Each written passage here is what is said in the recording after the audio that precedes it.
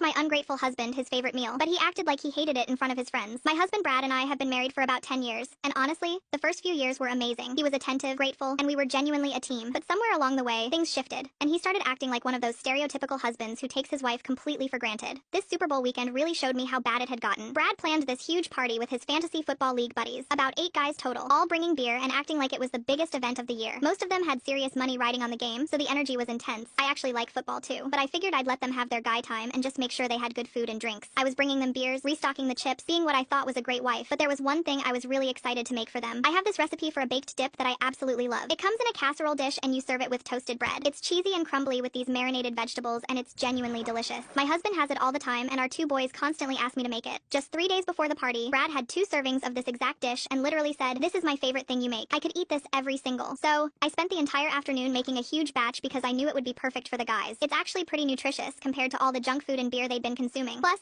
it's great for sharing. I brought it out during halftime feeling so proud because it came out absolutely perfect. The cheese was golden and bubbly, the vegetables were tender, and the smell was incredible. At first, the guys just waved me away because I was blocking the TV for like 2 seconds. Fair enough, big play happening. But then, Brad looked down at the dish and his entire face twisted up like I'd just served him a plate of expired garbage. "Babe, what is this?" he said loud enough for everyone to hear. "I thought you were making nachos." I must have looked completely shocked because this man ate this exact food 3 days ago and praised it like I was a professional chef. Then I noticed all his friends were snickering and making glances at each other. One guy literally pointed at my food and wrinkled his nose. Another one made this exaggerated gagging gesture. That's when I realized exactly what was happening. Brad was showing off for his buddies, playing the cool guy by publicly trashing his wife's cooking, making me look like some clueless housewife who can't even make decent party food. The disrespect hit me like a truck, but I wasn't about to let these guys see me hurt or embarrassed. I smiled real sweet and said, "No problem, baby," and took the whole casserole dish back to the kitchen without another word. You know what I did? I ate the entire thing myself over the next hour and a half while sitting at the kitchen table scrolling through Reddit on my phone, and it was absolutely delicious, just like it always is. I could hear them in the living room getting louder and drunker, probably wondering where their food was. I didn't care. About an hour after I took the dip away, Brad comes strolling into the kitchen with this expectant look on his face. "Baby, where are the nachos?" he asked like nothing happened. "It's been so long. The guys are getting hungry." I genuinely just started laughing, like full-on laughing in his face. "Yeah, right," I told him. "You wanted nachos? Should have said that before you acted disgusted by my cooking in front of your friends." His face went completely white. "Come on, babe. I was just joking around with the guys. You know how it is." "Oh, I know exactly how it is," I said. "You humiliated me to look cool. So no, there are no nachos. There's no anything. Go order pizza." He tried to backtrack, saying he didn't mean it, saying the guys were just messing around, saying he actually loves my cooking. "Then why didn't you say that when it mattered?" I asked him. He had no answer for that. His friends ended up ordering Domino's, and I stayed in the bedroom for the rest of the night. The next morning, after everyone left, Brad tried to apologize, but it felt hollow. He said he got caught up in the moment and didn't think about my feelings. I told him that's exactly the problem. He didn't think about my feelings at all. I haven't cooked anything for him since that day. He's been making his own meals, and honestly, I don't feel bad about it at all. He keeps asking when things are going back to normal, and I keep telling him I don't know. Maybe when he learns to respect his wife in front of other people, we can talk about me cooking